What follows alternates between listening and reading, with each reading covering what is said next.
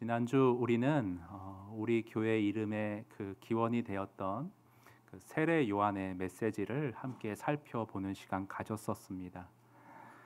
메시지의 내용이 세례 요한이 외친 메시지의 내용이 뭐였죠, 여러분?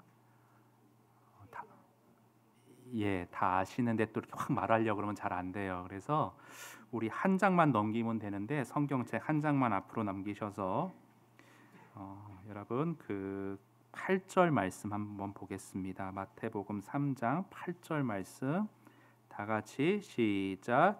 그러므로 회개에 합당한 열매를 맺고. 요한이 맺힌 메시지는 한마디로 회개에 합당한 열매를 맺어라. 그런데 마태복음에는 안 나와 있는데 이와 비슷한 본문 누가복음으로 한번 대조해서 살펴보면 회개에 합당한 열매란 뭐냐? 거창한 게 아니고요. 네 삶의 자리에서 상식이라도 제대로 좀 지키고 교회 위상 떨어뜨리지 말아라. 그 메시지를 우리에게 주고 계셨습니다. 자, 그렇게 메시지를 세례 요한의 메시지를 성경이 기록하고 있고, 자, 그 다음에 보세요. 거기 3장 13절 이하에 보시면 이제 예수님이 등장하십니다. 세례 요한의 메시지가 끝나고 이제 예수님이 오셔서 세례 요한에게 세례를 받고자 하세요. 예수님이 깜짝 놀라셨 세례 요한이 깜짝 놀랐죠. 아니 어떻게 예수님이 저에게 세례를 받으려 하십니까? 그렇잖아요. 죄가 전혀 없으신 분이 무슨 회개의 세례가 필요하겠습니까? 그런데 예수님이 이런 말씀을 하세요. 여러분 15절 보시면 예수께서 대답하여 이르시되 3장 15절입니다. 자, 이제 세례 받는 것을 허락하라. 우리가 이와 같이 하여 모든 의를 이루는 것이 합당하니라. 그래서 요한이 허락했다라고 나와 있죠. 무슨 뜻이냐? 모든 의를 이루는 것이 옳다, 합당하다. 좀 풀이를 해드리면 예수님은 여러분 하늘 아버지의 뜻, 아버지의 의를 이루시기 위해 이 땅에 오셨어요. 어떻게요? 인간 몸 입고 순종의 종, 고난의 종으로 오셨습니다. 찬란한 모습으로 오지 않으셨어요. 그래서 예수님은 모든 부분에 있어서 죄인인 우리와 하나 되는 낮은 모습을 보이셨습니다. 그래서 실제 어떻게 하셨느냐? 마태복음에는 안 나오는데 나중에 누가복음 가보시면 어릴 적에 예수님이 그 당시 백성들과 똑같이 할례를 받으십니다. 정결 예식을 행하세요. 그리고 모세의 율법의 다른 부분을 다 준수하는 모습을 보이십니다. 그래서 그렇게 눈높이를 맞춘 우리와 동일한 모습 그대로를 가지시고 우리 모두의 죄를 담당하시기 위해 마지막에 십자가에 못 박히시게 되어지죠. 이 모든 것이 다 하나님의 뜻, 하나님의 의를 이루는 것이었기에 예수님은 요한에게 말씀하시기를 우리가 이 의를 이루는 것이 합당하다. 나로 세례 받게 하라. 이렇게 말씀을 하셨던 것입니다. 자, 그래서 그렇게 세례 받으신 이후에 이제 본격적으로 마태복음에서 예수님의 활동이 쭉 이어지게 되는데 그 가운데에서 여러분 마태복음 5장은요 아주 유명한 말씀이에요. 예수님이 산 위에서 가르치신 산상수훈, 산상설교라 불리우는 아주 유명한 가르침이 쭉 나와 있습니다.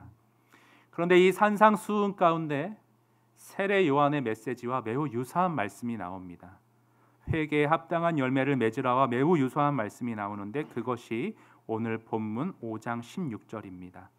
자, 세례 요한의 메시지와 비슷하다는 우리 의식을 가지고 우리 그런 관점을 가지고 본문 다시 한번 읽어보겠습니다. 5장 16절 시작. 이같이 너희 빛이 사람 앞에 비치게 하여 그들로 너희 착한 행실을 보고 하늘에 계신 너희 아버지께 영광을 돌리게 하라. 여러분 이거 한마디로 하면 뭘까요? 착하게 살아라. 상식을 지키고 착하게 살아서 세상 사람들이 하나님을 인정하고 복음의 향기를 느낄 수 있게 해라. 근데 이 내용은 이제 딱 파악이 되는데 조금 더 구체적으로 알고 싶어요. 예수님이 말씀하신 착한 행실이 뭘까? 그리스도인들은 구체적으로 어떻게 착하게 살아야 될까? 제가 이렇게 주석 성경을 좀 살펴봤는데 마이클 위킨스라는 사람이 이렇게 풀이를 해주는 것이 좀 눈에 들어왔습니다. 화면 보시면 그리스도인들은 복음의 메시지를 세상에 선포해야 한다. 왜냐하면 사람들이 그 메시지를 듣기 전까지는 변화될 수 없기 때문이다. 하지만 여기서 우리는 옛 금원을 기억해야 한다. 행동하는 것이 말하는 것보다 더 크게 소리를 낸다. 우리는 삶으로 다름을 보여야 한다. 그렇지 않으면 우리가 비추는 복음의 빛은 세상에 말로만은 온전히 비치지 못할 것이다. 나의 평소 행동은 그래서 주변 사람들을 향해 무례하고 불친절한 경우가 없지 않았는가?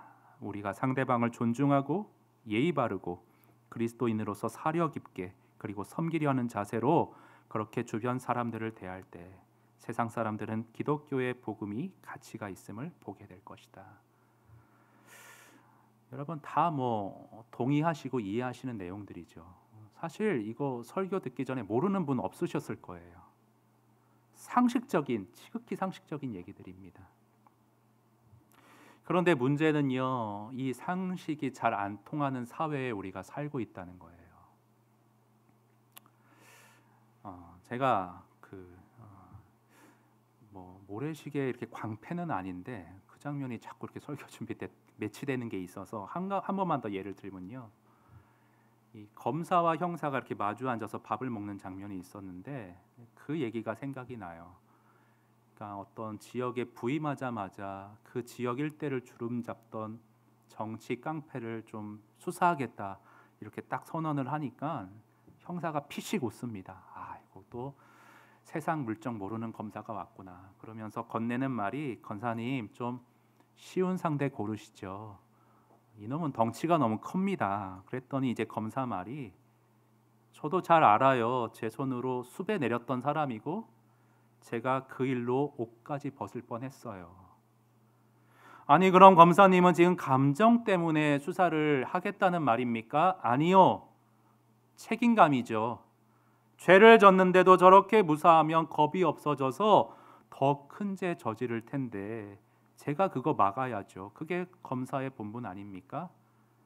그랬더니 형사님이 목적게 이렇게 대꾸하기를, 대단히 상식적인 얘기네요. 그런데 상식 다 좋은데 그 상식이 대접을 못 받는 세상이라 검사님 같은 분 보면 참 마음이 착잡합니다. 그렇습니다, 여러분. 상식이 안 통하는 세상이다. 법대로 살면 손해 본다. 착하게만 살 수 없다. 여러분 이런 얘기 흔히 듣지 않습니까? 왜 이런 얘기가 나옵니까? 우리 사람 안에, 이 사람들이 모여 사는 사회 안에 죄가 면면이 흐르고 있기 때문에 그렇습니다. 동화 속 나라가 아니에요. 천국이 아니에요. 여러분 착하게만 우리가 이 세상을 살 수 있습니까? 저도 종종 갈등을 겪어요. 대단한 일은 아니고 아주 사소한 건데요. 부산에서 사역할 때 있었던 일이에요. 하루는 제가 퇴근을 하는데 함께 동역하는 목사님이 집까지 차를 태워다 주셨어요. 그런데 아파트 정문에 갔는데 저희 아파트 정문에 경비 아저씨가 이 차단기를 안 올려주시는 거예요. 그래서 제가 내려서, 아저씨 여기 아파트 사는 주민인데 이거 좀 올려주세요. 올려줘야지 정문 통과해서 후문으로 나가야 우리 목사님이 집을 가까이 갈 수 있습니다. 정중하게 부탁을 했는데 약간 짜증을 내시는 거예요. 아니 돌아가면 되지 왜 굳이 일로 가려고 하냐고. 그래서 제가 한번 삼키면서, 그러지 마시고 잠깐만 열어주세요. 여기 아파트 주민이고 제가 잡상인 아니잖아요. 좀만 열어주세요 아저씨. 근데 이번엔 정말 아저씨가 버럭하시면서, 주민이면 협조를 더 잘해야지 왜 안 된다는데 자꾸 귀찮게 하냐고. 그래서 제가 순간 당황한 마음에, 아니 뭘 그렇게 빡빡하게 굴어요 이렇게 확 내지르고 싶었지만 목사잖아요. 저분한테도 오며 가며 복음을 전할 수 있을 텐데 괜히 감정적으로 부딪혀서 마음문 다치게 하면 안 되지. 철두철미한 직업 정신으로 꾹 눌렀습니다. 여러분 우리 일반적인 본성은 뭐죠? 타격을 맞게 되면, 누가 이렇게 주먹을 날리게 되면 그대로 대갚아야지만 이 속이 풀리는 게 우리의 본성이에요. 근데 제가 나중에 감정을 이렇게 좀 가라앉히고 한번 생각해 봤어요. 저희 아파트 단지 내 이 주차 공간이 워낙 부족했거든요. 그러니까 세대수에 비해 주차장이 턱없이 부족했습니다. 그래서 외부 차량을 철저히 규제해라, 아마 이런 지시가 관리사무소에서 내려왔을 것이고, 그럼에도 불구하고 뭐 주변에 잠깐 왔다가 말도 안 되게 들어오려는 사람들, 이상한 사람들, 경비원 아저씨가 계속 상대하다 보니까 좀 예민해져서 짜증내서 그랬을 수 있겠다. 사정이 좀 헤아려지더라고요. 그러나 그 순간만큼은 죄된 본성으로는 그렇게 상대방의 입장을 차분히 헤아리기보다는 언제나 사람이 그렇죠. 다 나 중심으로 내 감정으로만 대응하기 쉬운 것이 여러분 저뿐 아니라 많은 이들의 공통점인 양약함인 것 같습니다. 여러분, 상대방을 존중하고요, 다른 이를 사려 깊게 친절하게 대해야 한다, 다 아는 내용이에요. 여러분, 그러나 죄악된 현실을 살다 보면요, 죄인들끼리 부딪히다 보면요, 이렇게 우리가 알고 있는 대로 살아가기가 생각보다 쉽지 않다는 걸 우리는 삶에서 느낍니다. 여러분, 애들만 봐도 그래요. 지난번 새벽 부흥회 때 우리 아이들하고 어른들 같이 예배 드렸지 않습니까? 그런데 우리 지우가 예배 드리면서 울었대요. 왜 울었니? 아빠, 예배 드리는데 감동이 돼서 울었대요. 우리 준서는요, 제가 저희 애들 자랑하는 거 절대 아닙니다. 반전이 있어요. 끝까지 들어보세요. 준서가 제법 커서 설교 내용 뭐였니 하니까 정확하게 핵심을 요약해요. 아빠, 내가 오늘 아빠 설교 들어보니까 왜 교회에서 사람들이 아빠를 일타 강사라 하는지 내가 알 것 같더라고. 아빠 아주 좋았어. 근데 여러분, 문제는 뭐냐 하면 그렇게 설교의 메시지가 뭐였어요? 가족이 서로 기도해주고 하나 되자. 감동받고 내용까지 잘 요약했잖아요. 근데 그런 애들이 바로 어제였어요. 식탁에 지우 음료수가 있었거든요. 근데 준서가 지우 건지 모르고 먹었습니다. 근데 우리 지우가요, 자기 물건에 대한 집착이 굉장해요. 누굴 닮아서 그런지는 모르겠으나 굉장히 난리가 난 거예요. 오빠가 내 거 먹었다고. 근데 준서 오빠는 어떤 애냐? 평소에 다 나눠주고 다 그냥 생각 없이 이렇게 다 그냥 이렇게 양보하고 그런 애거든요. 그러니까 그런 입장에서 보면 동생이 이해가 안 되는 거예요. 야, 너는 내가 모르고 그럴 수도 있지 왜 이렇게 화를 내냐? 티격태격. 서로 기도해주고 하나 되자. 안다고 해서, 깨우쳤다고 해서 사람은 그대로 되는 존재가 못 되는 것 같습니다. 여러분, 그렇습니다. 모든 인류의 비극은 뭐냐면 어떻게 해야 한다는 건 알고 있지만 그것을 실천에까지 옮기지 못한다는 게 인류의 비극이에요. 사람들은 다 알아요. 선이 뭔지 악이 뭔지. 그리스도인들은 착하게 살아야 된다. 다 아셔요. 애들도 압니다. 그러나 문제는 뭐예요? 그렇게 잘 알고 있음에도 불구하고 내 본성 안에 내가 잘 알고 있는 그 선을 행하지 못하도록 발목을 잡는 죄성이 뿌리 깊게 내 안에 자리 잡고 있다는 것. 우리는 이 점을 솔직하게 인정하고 여기서부터 시작할 수 있는 겸허함이 필요합니다. 내가 할 수 있다고 하면 안 돼요. 그러면 하나님의 은혜와 복음의 능력이 내 신앙 안에 들어올 자리를 잃게 되고 말아요. 여러분, 물론 설교를 통해서 양육을 통해 훈련을 통해 사람이 나아지고 변화될 수 있습니다. 그 부분 인정합니다. 그래서 우리 교회에서 그것을 양육을 훈련을 힘쓰는데 매진하고 있죠. 그러나 여러분이 아셔야 될 것은 그것만으로 충분하고 그것만으로 다 된다 생각하시면 절대 안 됩니다. 양육, 훈련, 교육은 우리의 부분적인 측면을 개선시킬 수 있으나 우리의 죄성까지는 극복시키지 못합니다. 여러분, 이에 대한 성경적인 분명한 관점을 바로 하고 있어야 돼요. 로이드 존스 목사님은 아주 예리한 지적을 했는데 사람들이 흔히 빠지기 쉬운 함정과 오류가 무엇이냐?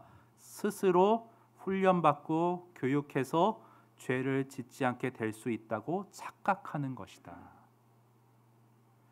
여러분, 역사가 이거를 말해줍니다. 한때 이제 문명이 발전하고 사람들의 교육 수준이 높아지면, 사람들이 전쟁이 어리석은 것임을 잘 알게 되면 더 이상 이 땅에 그런 불합리한 일은 없어질 것이다. 서로 피 흘리는 일은 없을 것이다. 자부했어요. 그러나 역사가 우리에게 말해주는 것은 무엇이냐? 끊임없이 사람들은 분열을 일으키고 전쟁을 일으키고 모이기만 하면 크고 작은 갈등들을 여기저기에서 야기하고 있다는 현실을 우리에게 역사가 보여주고 있습니다. 로마라는 아주 대제국, 교육과 철학이 잘 갖춰진 나라가 있었습니다. 그러나 그 나라가 망한 원인은 무엇이냐? 도덕적 타락에 로마의 붕괴의 원인이 있었다고 역사가들은 분석을 합니다. 그렇게 교육받고 그렇게 잘 갖춰진 수준 높은 나라였는데 도덕과 윤리에서 죄를 극복하지 못하는 한계를 보였어요. 그러면 목사님, 우리는 어떻게 해야 됩니까? 이렇게 우리의 한계가 있으니까 그냥 대강 적당히 살아야 되는 것입니까? 아니요, 그 말을 하려는 게 아니고요. 제가 드리고 싶은 말씀은요, 삶으로 복음을 전해야 된다.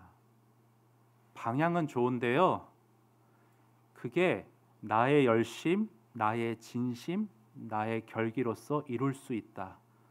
그 부분을 깨야 된다는 거예요. 그 교만을 내려놓아야 된다는 거예요. 솔직하게 나의 본 모습은 주님 앞에서 거기에 도달할 수 없다. 솔직하게 두 손 벌리고 주님 앞에 나아가야 된다는 거예요. 시작 지점, 첫 단추를 잘 껴야 돼요. 여기서부터 내가 먼저 낮아지고 겸손한 자세로 무릎을 꿇어야 됩니다. 나는 예수 그리스도의 긍휼과 은혜와 자비와 오래 참으심이 절실히 필요한 존재이다. 그렇게 고백하시면서 주님의 구원하심과 도우심의 은혜를 간절히 구하는 기도의 두 손이 여러분 있어야 합니다. 그럴 때 주님이 내가 안 되는 걸 친히 성령과 생명의 신비로서 연약한 우리의 실존과 죄성에도 불구하고 우리 안에 착한 일을 시작하시어 결국 완성하신다는 것, 이것이 기독교의 복음입니다. 여러분, 제가 이렇게 개념적으로만 설명을 드리면 잘 필 듯 하다가도 좀 두리뭉실, 잘 안 잡힐 수가 있을 것 같아요. 여러분, 그래서 성경은요, 신약은 우리에게 항상 이렇게 개념적인 복음을 잘 설명해 주고 있는데, 너무나 좋은 게 뭐냐면 제가 신약 구약을 왔다 갔다 설교하지 않습니까? 신약에서는 개념 정리를 잘 해놓고 있어요. 근데 구약으로 들어가면 어떤 명제적으로 복음을 설명하지 않고 우리 삶의 드라마로, 실제 삶의 현장을 그려내는 영화로 실감 있게 이 복음이 이해되도록 구약에서는 그렇게 설명을 해주고 있습니다. 여러분, 오늘 제가 말씀드린 이 마태복음 5장도요. 마태복음 5장도 사실은요, 제가 말씀드린 이러한 개념을 뭐라 그럴까? 성경은 신약에서도 드라마로서, 영화로서 우리 마음에 잘 와닿을 수 있도록 이렇게 삶으로 묘사를 해놓는 장면들이 많습니다.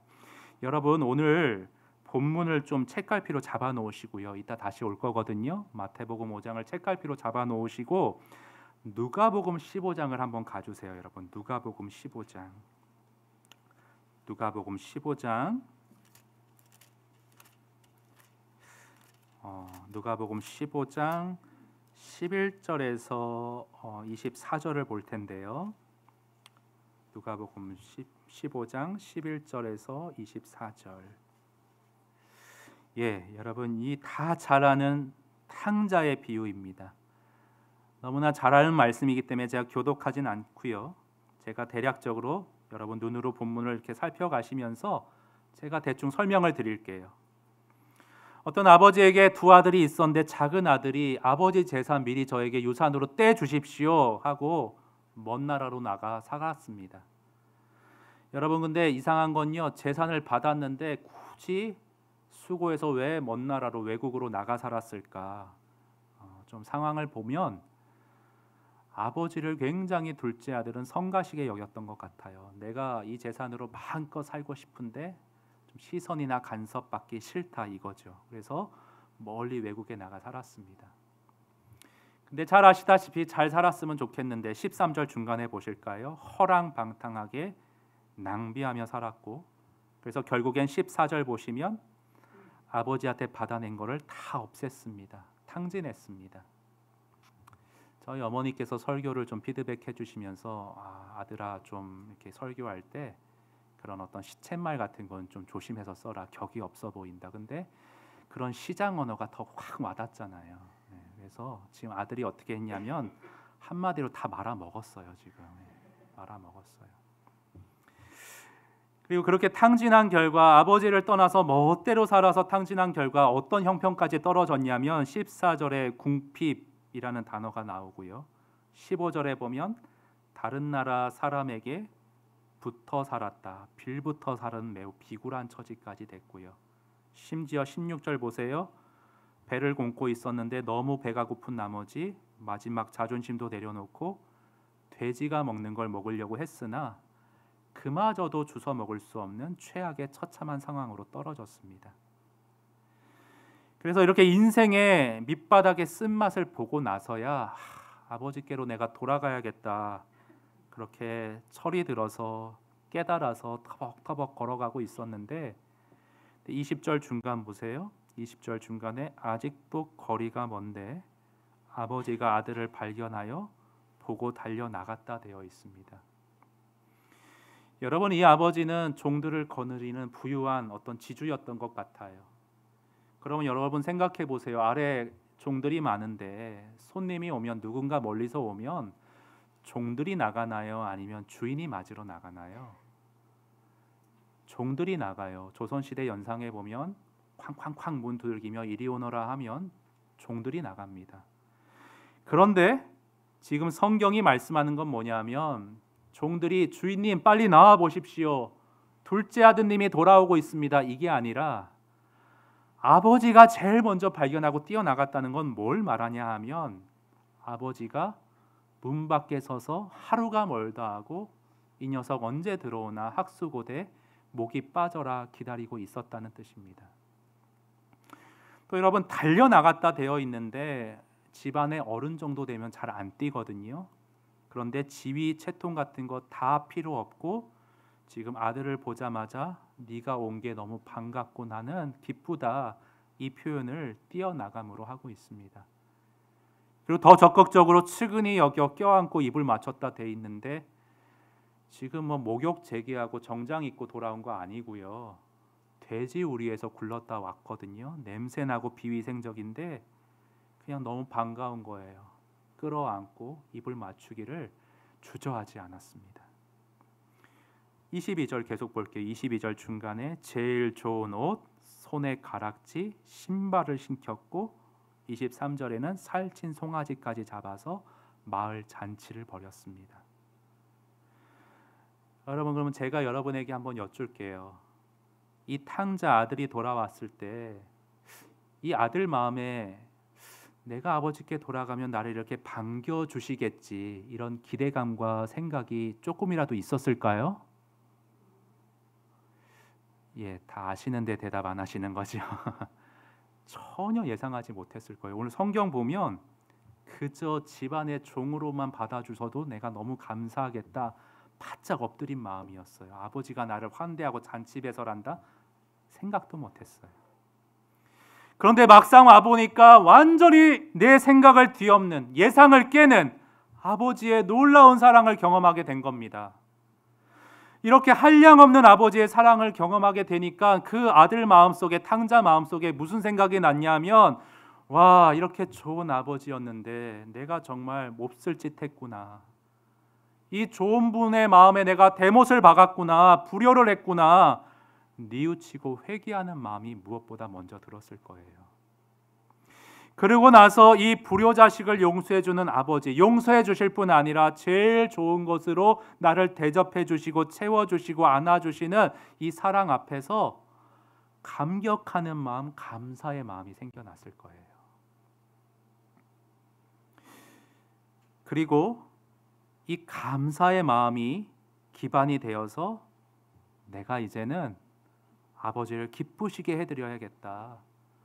내가 이분에게 좀 효도하며 살아야겠다. 그런 헌신의 마음이 생겼을 겁니다. 그래서 탕자의 마음에는 어떠한 마음이 있었냐? 세 가지 있었습니다. 세 가지 마음. 무슨 마음? 회개의 마음, 감사의 마음, 헌신의 마음이 이 탕자의 마음에 들어왔을 거예요. 여러분, 제가 대전에서 사역한 교회가 그 안희숙 사모님 아세요? 죽으면 죽으리다라는 한국 교회 유명한 어떤 에세이집을 써난 신앙 에세이집 죽으면 죽으리라. 그 남편 되시는 김동명 목사님이 사역하시는 교회에서 제가 대전에서 사역을 했는데요. 이분은 어떤 분이냐 하면 자신을 용서받은 탕자라고 부르는 분이셨어요.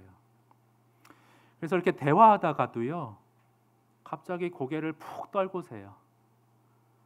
나는 용서받을 수 없는 탕자인데 아버지가 뭐 때문에 나를 그렇게 큰 사랑으로 안아주시는가 헤아릴 수가 없다. 눈물을 뚝뚝 흘리세요. 그래서 이분 마음에는 늘 회개, 감사, 헌신의 마음이 늘 돌고 있었어요.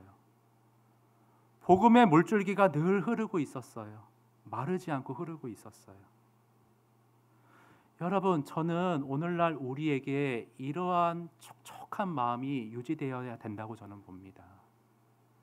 한국교회 문제는 두 개예요. 뭐냐면 스스로 탕자의 마음이 처음부터 없었던, 경험하지 못했던 사람이 많은 것 같고, 두 번째는 탕자의 뉘우침과 감격으로 하나님의 사랑을 깨닫고 경험했으나 첫사랑의 마음이 어느덧 세월이 감에 따라 무뎌지고 굳어지고 형식이 되어서 복음의 촉촉한 은혜가 마음 가운데 흐르지 못하고 강팍해져 있다는 게 저는 문제라고 생각합니다. 여러분, 오늘 마태복음 5장도 보시면요, 누가복음과 동일하게 이런 촉촉한 은혜의 물줄기가 흘러야만 우리가 착하게 살 수 있다는 것을 마태복음 5장도 동일하게 말씀해 주고 계세요. 우리 한번 마태복음 5장으로 돌아와 보실까요? 마태복음 5장에 보시면 16절에 아까 착하게 살아야 된다 말하고 있는데 그 앞에 문맥을 볼게요, 여러분. 5장 3절부터 볼까요? 5장 3절 한번 같이 읽겠습니다. 시작. 심령이 가난한 자는 복이 있나니 천국이 그들의 것이며. 나는 탕자이다라는 그런 심령에 낮고 가난한 마음이 있는 자.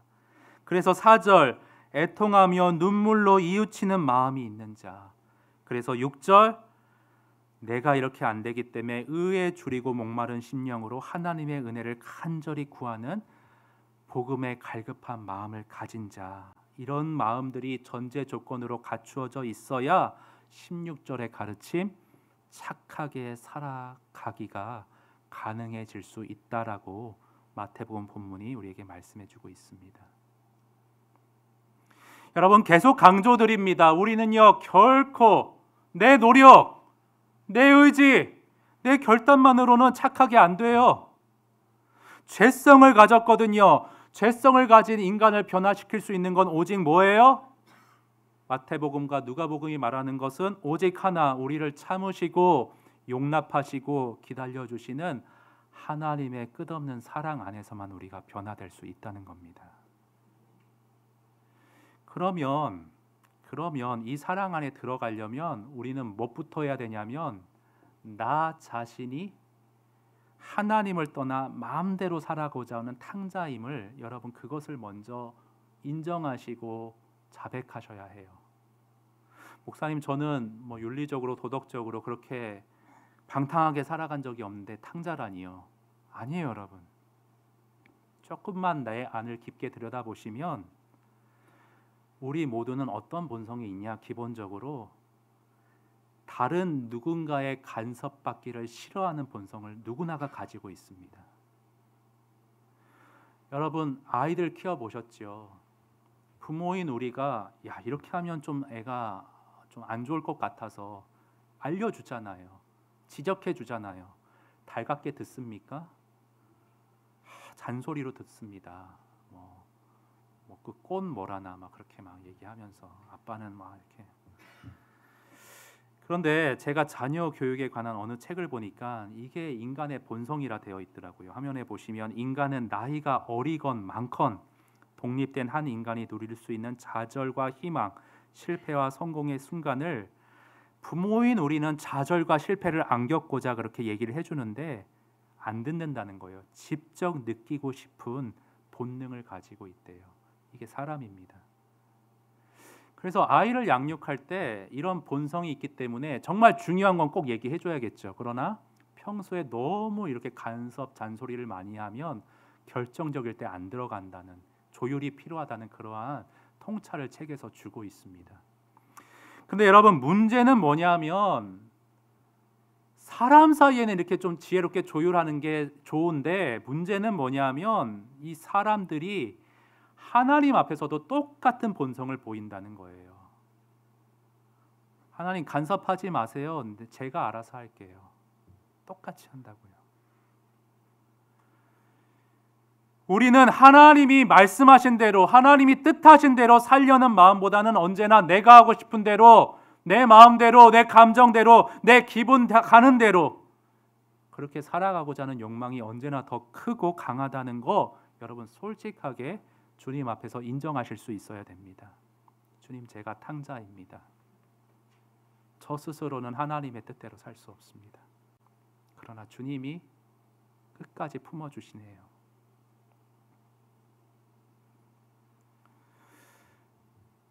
우리는 이런 본성 때문에 하나님이 때때로 성가시고 우리 마음대로 살기 때문에 왜 기도를 안 하느냐, 하나님 앞에 나가기가 꺼려져요. 양심상. 그래서 외국에 나가듯 멀리 떨어져 지내요. 근데 이런 우리를 하나님은 어떻게 대해 주시느냐? 너는 아무래도 안 되겠다, 아웃, 이게 아니고요. 박영선 목사님이 아주 기가 막힌 표현을 쓰셨어요. 누가복음 15장에 나오는 그 탕자를 품는 아버지는 어떤 하나님이시냐? 마음대로 살고자 하는 우리를 기꺼이 내보내 주실 수 있는 하나님이시래요.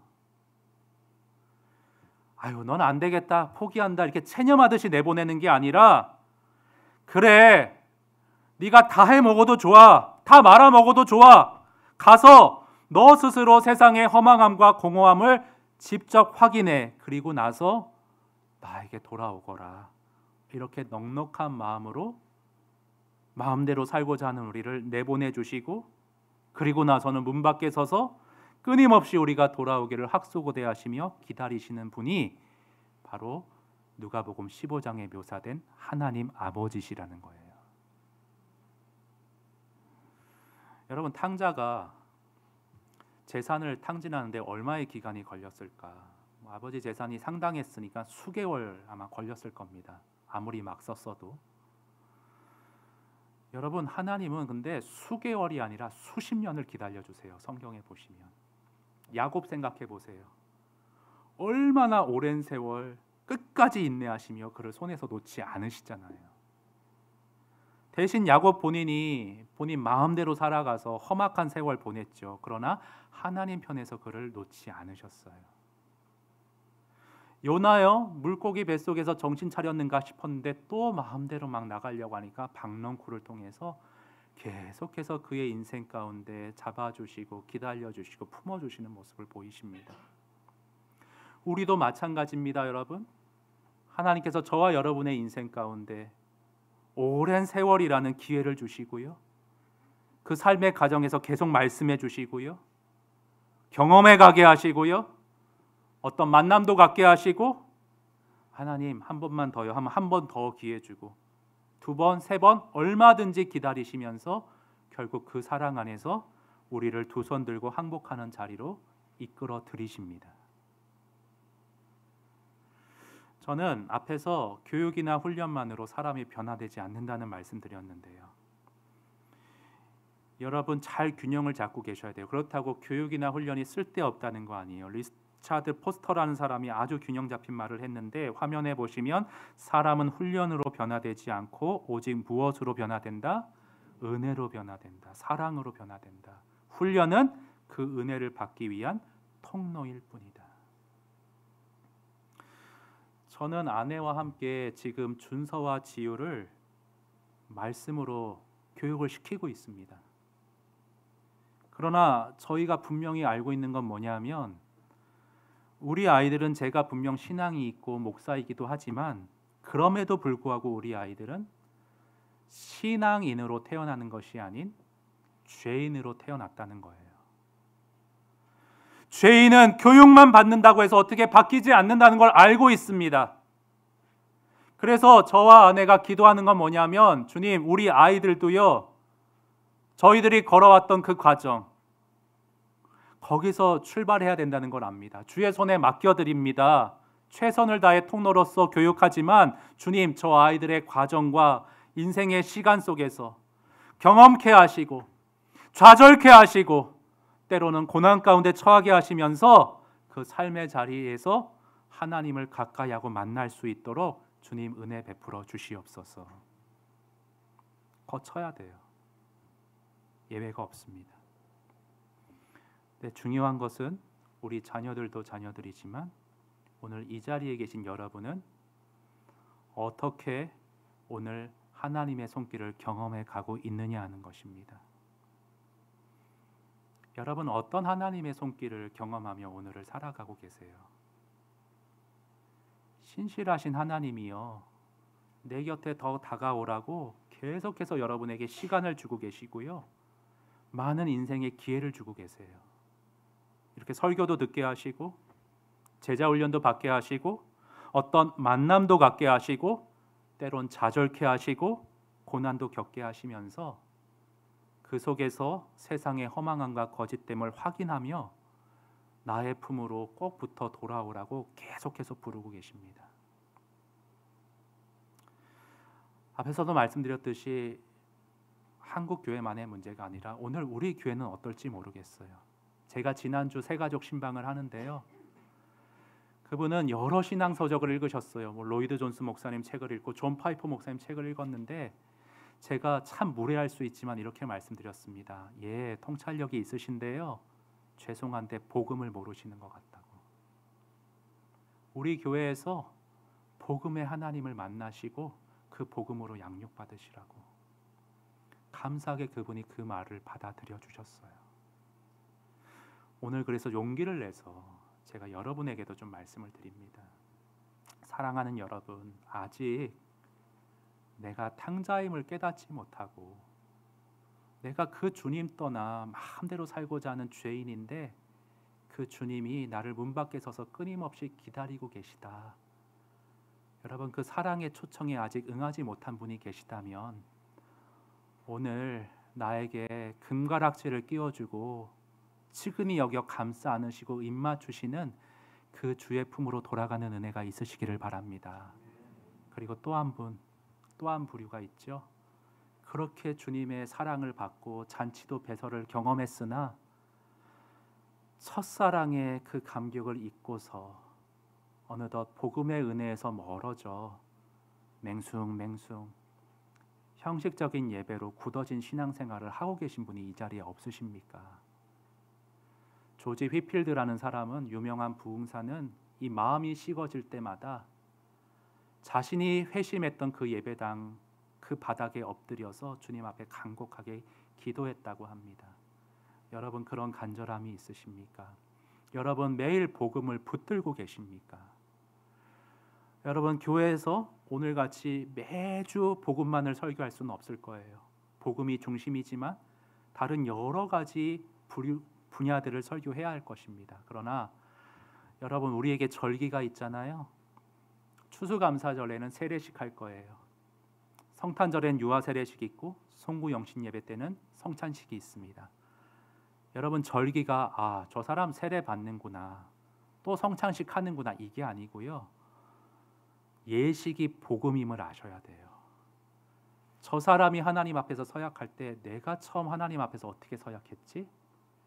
내가 저 자리에서 지금 멀어져 있는 것은 아닌가? 복음으로 끊임없이 나를 다시 예식 가운데 초대하실 수 있으시기를 바랍니다.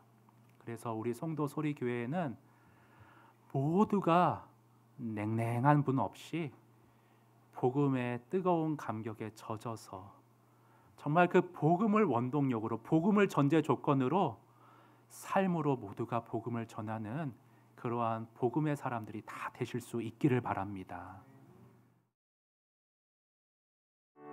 탕자처럼 방황하는 나에게, 탕자처럼 방황할 때도 애타게 기다리는 그들은 주님의 음성이 내 맘을 녹이셨네.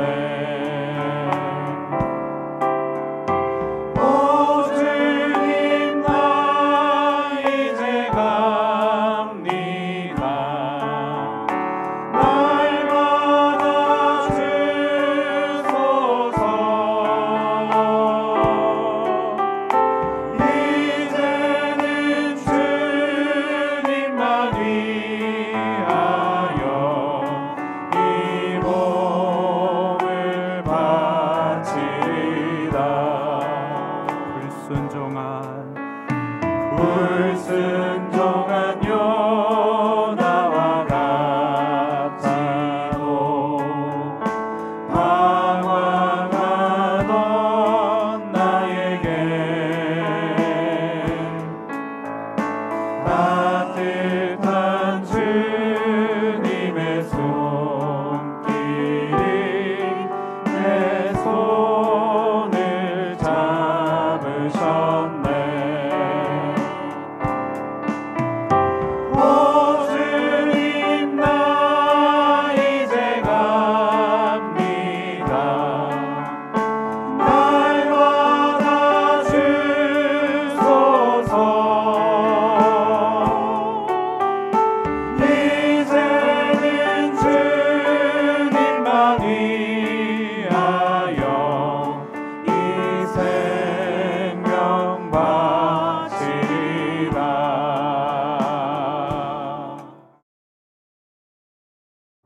함께 기도할 때에 주님,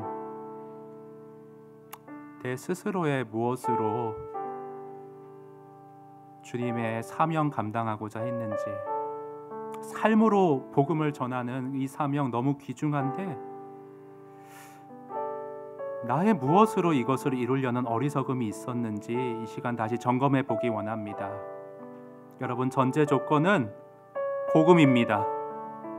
내가 정말 복음에 깊숙이 젖어 있는지, 정말 주의 사랑 앞에서 회개와 감사와 헌신의 마음이 늘 은혜의 물줄기로 촉촉히 내 안에 흐르고 있는지 이 시간 한번 점검하시기 바랍니다.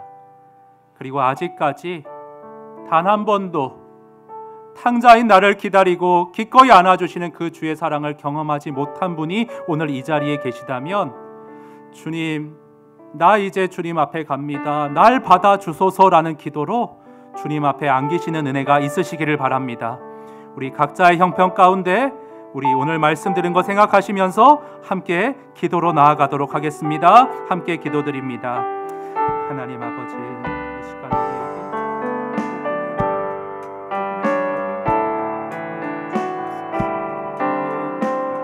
성도 소리교회 한 사람도 예외 없이 내가 탕자임을 인지고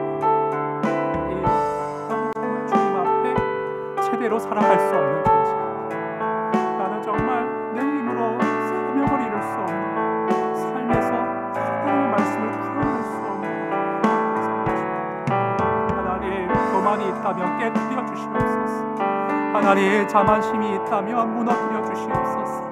언제나 가난한 심령으로, 낮은 마음으로, 애통하는 심령으로 주님 앞에 부르짖고 주님 앞 은혜를 구하는 우리의 아버지 마음들이 될 수 있기를 원합니다.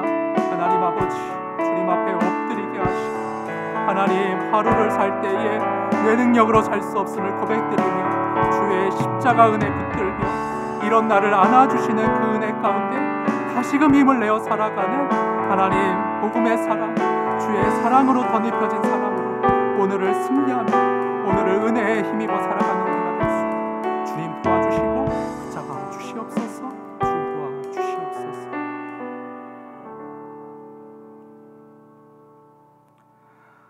하나님 아버지,